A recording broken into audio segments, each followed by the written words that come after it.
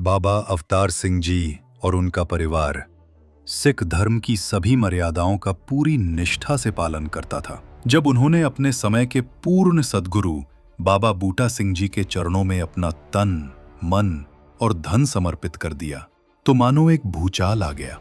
उनके रिश्तेदार, मित्र और समाज के लोग सभी उनके विरोधी हो गए। उनका एकमात्र दोष ये था कि वो डंके की चोट पर ऐलान करते थे कि कोई भी व्यक्ति सद्गुरु बाबा बूटा सिंह जी की शरण में आकर निराकार सर्वव्यापी प्रभु का साक्षात्कार कर सकता है। इस सत्य के मार्ग पर चलने के कारण उन्हें सामाजिक बहिष्कार का सामना करना पड़ा, परंतु उनके विश्वास की नींव इतनी मजबूत थी कि कोई भी विरोध उसे हिला न सका।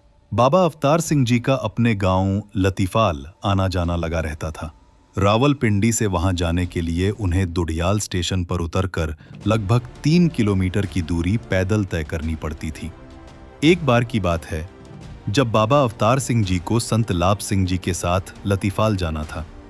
जैसे ही वे दुडियाल स्टेशन पर उतरे, लाभ सिंह जी ने उनसे आग्रह किया कि वे दुडियाल में ही रहने वाले गुरसिख भाग सिंह जी के घर भोजन ग्रहण करें।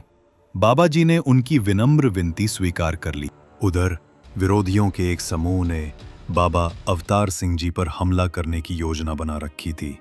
उन्होंने तय किया था कि जैसे ही बाबा जी स्टेशन से बाहर निकलेंगे, वे उन पर हमला कर देंगे। लेकिन कहते हैं ना, जाको राखे साइयां मार सके न कोई। हमलावर स्टेशन के बाहर घात लगाकर इंतजार करते रहे, लेकिन वे बाबा अवतार सिंह जी को पहचान ही नहीं पाए।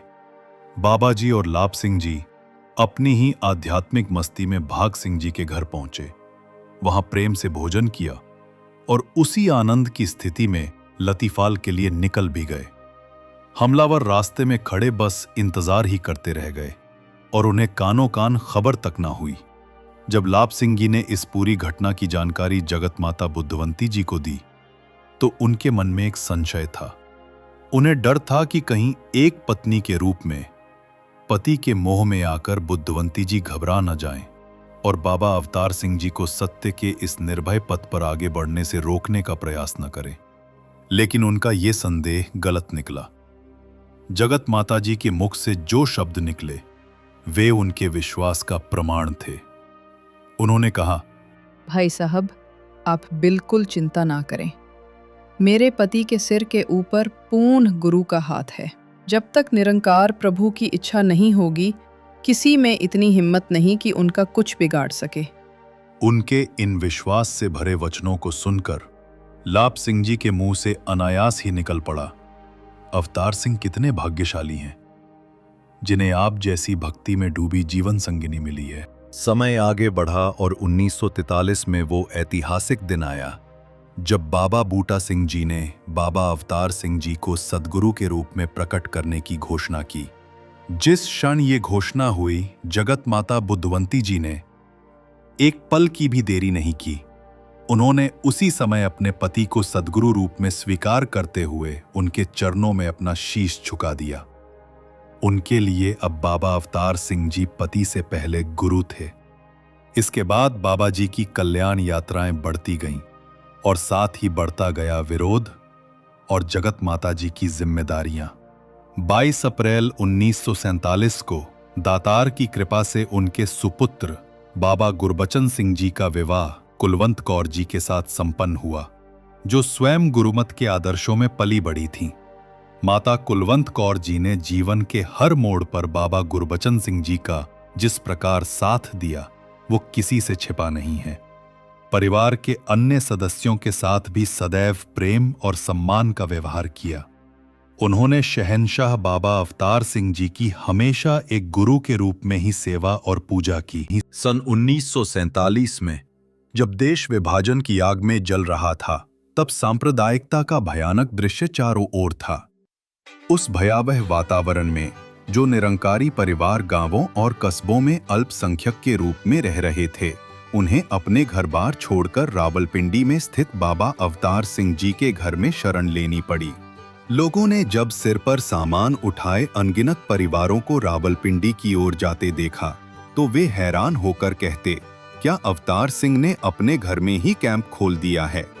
हालात ऐसे हैं कि लोगों को तो अपने परिवार को ही संभालना कठिन लग रहा है, और एक अवतार सिंह और इनका परिवार है जो सबको पनाह दिए चला जा रहा है।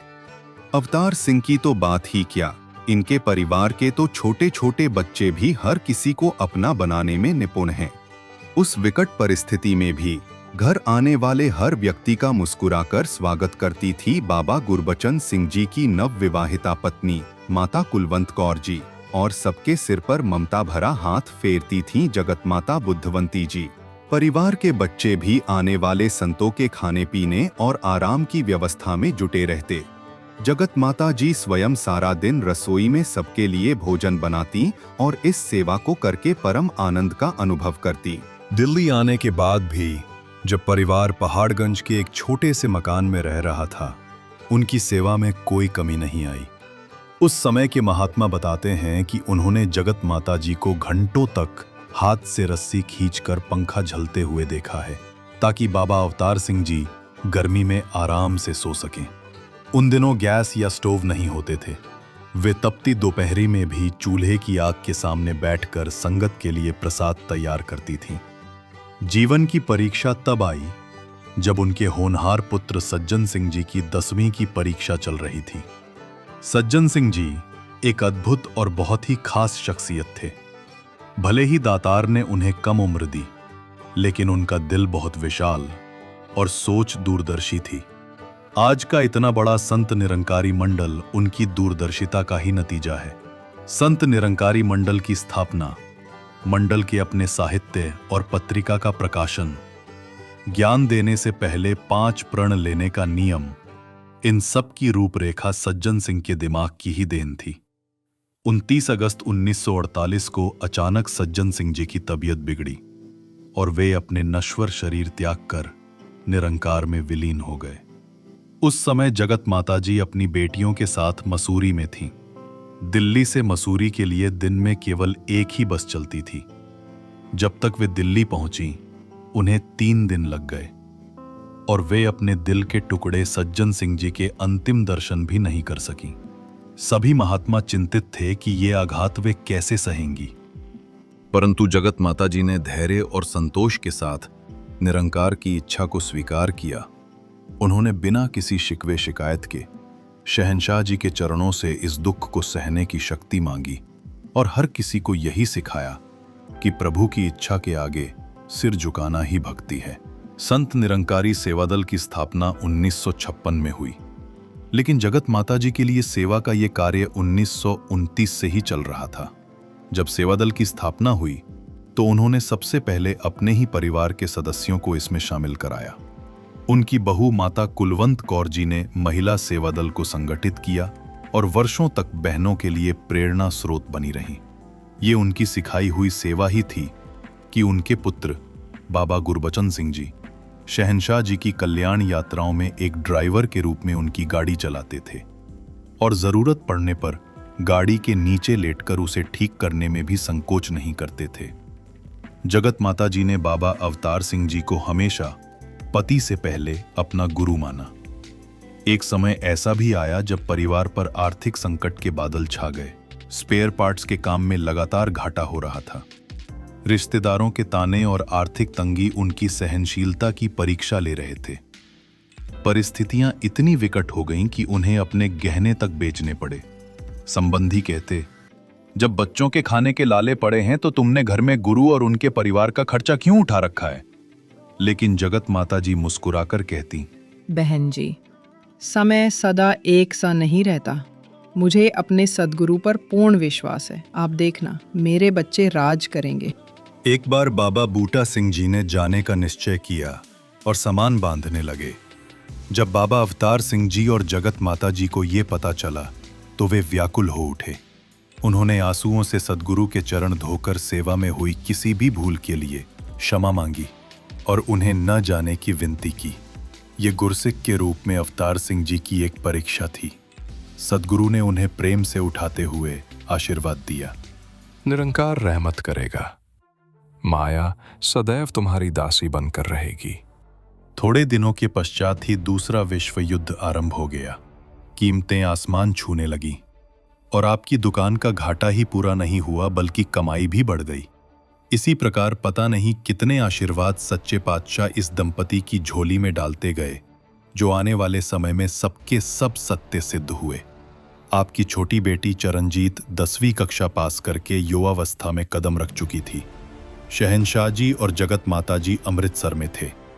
भाई साहब गोबिंद सिंह जी, जिनका परिवार बाबा बूटा सिंह जी के समय से ही गुरु चरणों से जुड़ा हुआ था, कमरे में आए और नमस्कार करके बाहर चले गए।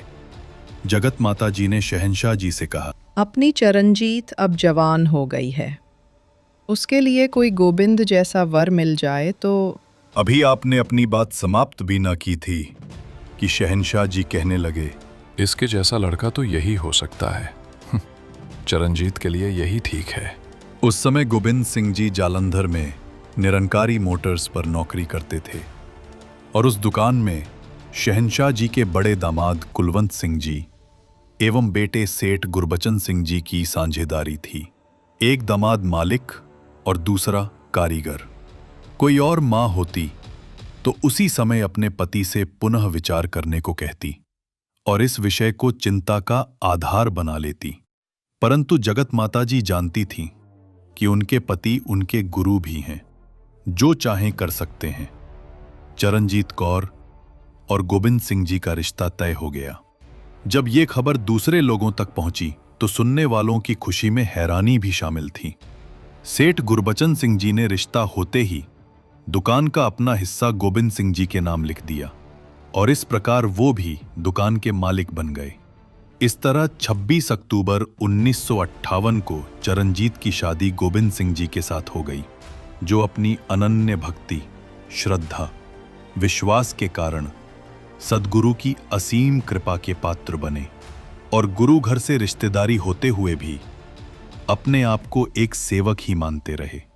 मिशन के लिए चाहे इनको कितनी ही कठिनाइयों एवं असुविधाओं का सामना करना पड़ा, परंतु इनके विश्वास में कभी कोई कमी ना आई।